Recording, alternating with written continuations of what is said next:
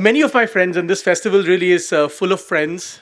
Many of my friends constantly tell me and say on platforms like this that a new narrative, ladies and gentlemen, has to be built. And I'm a Bengali, and the Bengalis are plagued by one big question, which I constantly face even when I speak about Hinduism in different parts of the world. People always tell me, "Koi kuch kyun nahi kar raha hai?" Why isn't somebody doing something? And it's never very clear who's the koi who should be doing this kuch, right? It's never very clear at all who's the koi who would do this kuch. And it is never very clear to me from many of my friends that while a narrative clearly needs to be reconstructed, how on earth are we going to reconstruct this narrative? What does this really mean?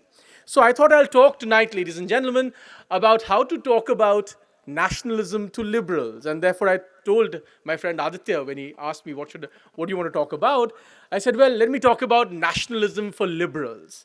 Now, I could spend the next few minutes talking to you about, fancy ideas of how to translate nationalism for and into liberalism. But let me give you a concrete example instead, a concrete example which perhaps will illustrate my point.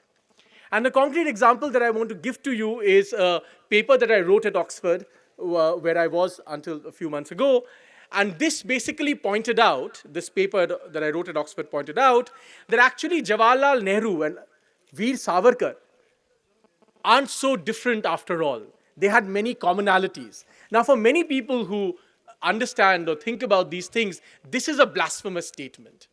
This is the ultimate blasphemy. You cannot put Jawaharlal Nehru and Savarkar together. And therefore, because I like exciting ideas like this, I shall proceed to do exactly the same. How will I do it? Well, by naturally looking at it as a historian, two fundamental texts, the discovery of India and Savarkar's Hindutva. And I will argue to you, ladies and gentlemen, that at the origins of their ideology, if you were to carefully read these texts, and who reads texts these days anyway, but if you were to read these texts, the commonalities are unmistakable. Jawaharlal Nehru and Veer Savarkar are saying the same things. They are in agreement. That is my contention. They have no dispute. They think about India in the same way. Let me point out how, ladies and gentlemen. Let's take a look at some of the things these people, and I don't have time to read out the entire paper to you, but I'll talk about a few things which I found out, right? Now, what bridges the vision of Nehru and Savarkar in the discovery of India and Hindutva is a permeating sense of devotion, a language of piety, to a spatial topography which they imbibe with metaphysical meaning, which is the Oxford way of saying they think about the motherland in the same way. They think about Bharat Mata in the same way. That's how we talk about it in Oxford, right? They talk about spatial topography with metaphysical piety. I got a distinction for this paper, ladies and gentlemen, don't laugh. For the two men who declare antithetical disinterest in religion, neither can construct the idea of a nation without theological tropes, which is another way of saying you can't escape God, you can't escape spirituality while talking about Bharat Mata. Now, let me give you examples, right? Let me show you how this happens. I wandered over the Himalayas, which are closely connected to old myth and legend. The mighty rivers of India that flow from this great mountain barrier into the plains of India, the Indus or the Sindhu from which our country came to be called India or Hindustan, says the discovery of India. Nehru, 1946, page 51.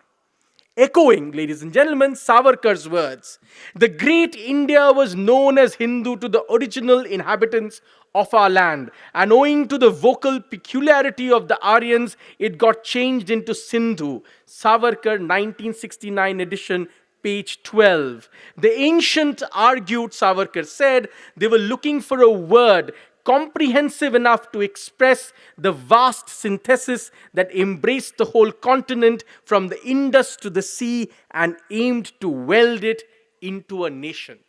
There is no difference in this conception, ladies and gentlemen. No difference. Anybody who has with care read the discovery of India and Hindutva cannot miss the identical echoing in the sentiment. There is much more. Famously, Anderson said that if nationalism is made up of cultural artifacts of a particular kind, that's what Anderson said about nationalism, well, these artifacts, ladies and gentlemen, are to be found for both Nehru and Savarkar in geography. If, for one, the story of the Ganges from her source to the sea, from old times to the new, is the story of India's civilization and culture. That's Nehru for you. For the other, for Savarkar, the sense of a nation is created, quote, out of their gratitude to the genial and perennial network of waterways that ran through the land like a system of nerve threads and wove them into a being. Unmistakable, ladies and gentlemen, commonality between Nehru and Savarkar. Both men emphasized the interweave of correlated geographies, a mountain range here, a river there, all of them in conversation with one another, using the idea that Huntington spoke about, that a geography is a science of relationships. Their imagined communities, again, Anderson, are plotted in scriptural terms, with Nehru pointing to, within quotes, vast numbers of common folk were continually traveling to the numerous places of pilgrimage. All this going to and fro and meeting people from different parts of the country must have intensified the conception of a common land and common culture. How does this echo Savarkar? Well, Savarkar says, and he quotes clear straight from the Vishnu Purana, the land which is to the north of the sea and to the south of the Himalaya mountain is named Bharat. Identical conception, ladies and gentlemen. Identical way of thinking about India. My final point. In Nehru's imagination of India and in Savarkar's imagination of India, there are entire tracts on how the East is to be thought of, and they thought about it identically. Let me give you an example.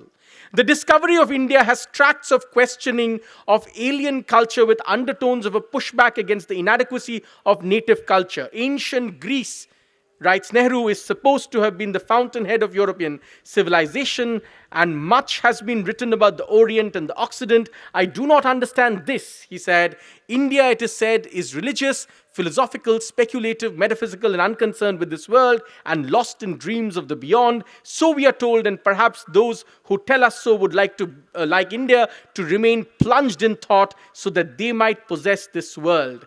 Savarkar has even more emotive fare exactly on the same topic. He writes, the Indians saw that the cherished ideals of their race were trampled underfoot, the holy land of their love devastated and sacked by hordes of barbarians.